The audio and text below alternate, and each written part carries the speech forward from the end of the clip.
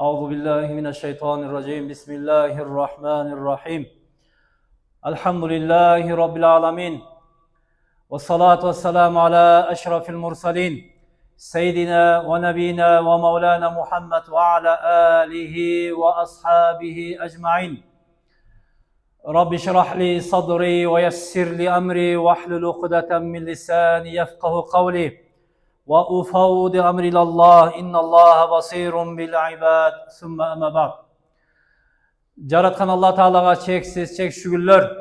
Алла Таалам бизди жансыз кылбастан инсан кылып, жүрөгүбүзгө иман тартуулап, өзүнүн буйруктарына моюнсунган пенде кылып жараткан Кудай Таалага чексиз чек шүгүрлөр болсун. Пайгамбарлар султаны, пайгамбарлар акыркы пайгамбар болгон, кыямат күнү шапаттын ээси болгон пайгамбарыбыз Мухаммад саллаллаху алейхи ва салламга салават байлар болсун. Ар бир пенде жада калса пайгамбарлар кыямат күнү өз жакасын куткаруу менен алектенген мезгилде пайгамбарлар султаны Мухаммед пайгамбарыбызга шапаат берилет экен.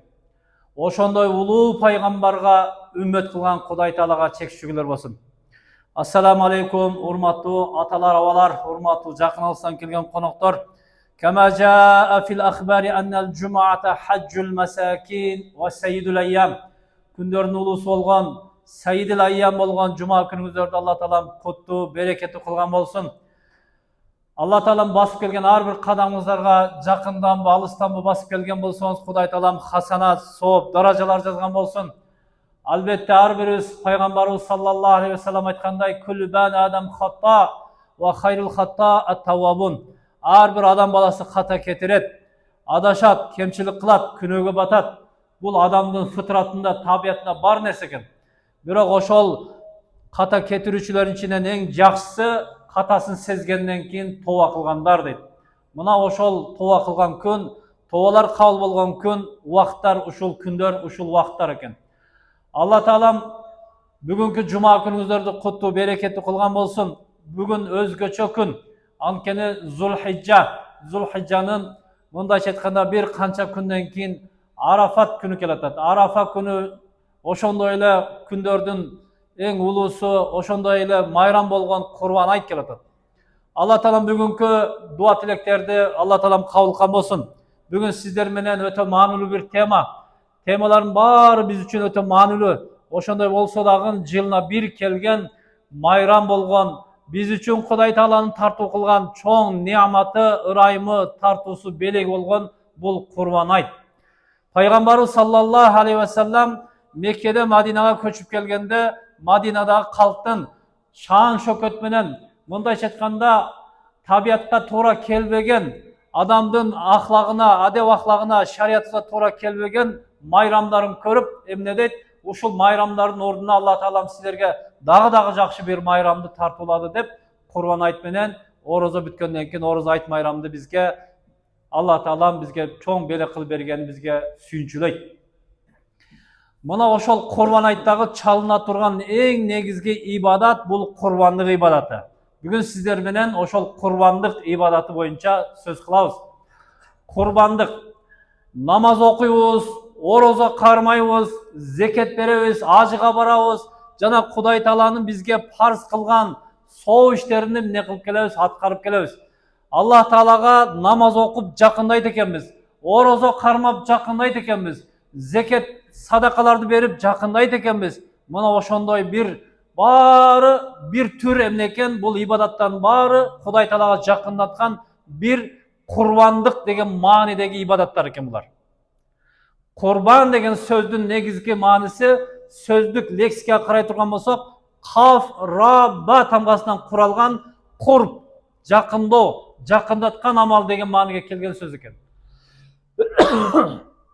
Демек, намазда Кудай Таалага жакындатат, Аллахтын ыраазычылыгына жакындатат, орозо, зекет, ушул сиздин кылган амалдарыңыз, Кудай буйруса ниетиңиз туура болгон болсо, булардын баары Кудай Таалага жакындаткан бир ибадаттар. Бирок дагы бир ибадат бар экен, аты өзү жакындаткан деген, жакындаткан, Аллахка жакындаткан бир ибадат, бул Курбан ибадат экен.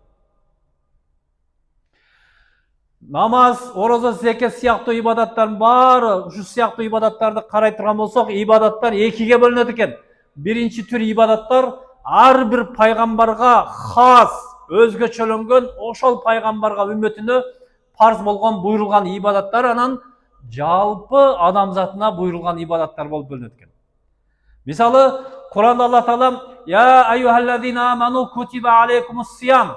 О иман келтиргендер деп сизге бизге кайрылып туруп, силерге мурунку коомдорго кандай парз болгондой, силерге дагы орозо кармоо парз болду дейт. Мына. Демек мурунку коомдордо орозо ибадаты бар эле дегендей. Мурунку коомдордо өздөрүнө ылайыктуу Алла Таалам намаз ибадатын буйруган. Мына ошондой ибадаттар да бар. Анан кээ бир ибадаттар пайгамбарыбызга өзгөчө, башка пайгамбарларга өзгөчө бир ибадаттарда буйруган экен. Курбандык ибадаты адам ата жаралгандан тарта акыркы пайгамбарыбыз саллаллаху алейхи вассаламдын акыркы үммөтүнө чейин улана турган ибадат экен. Курбандык адам менен чогуу жаралыптыр деген мааниде. Куранда Алла Таала Бисмиллахир-рахманир-рахим «Ва ликулли умматин жаална мансакан». «Ва ликулли умматин жаална мансакан» ila ahirlaya. Kur'an ayetinde Allah Teala biz ар bir ümmetke kurbanlık ibadatın buyurduk deydi.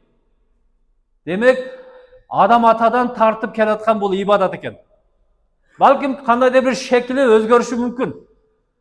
Bizim paygambarımızga çeyin kebir paygambarlarda kurbanlık ibadatının şekli başkaça boluşu mümkün.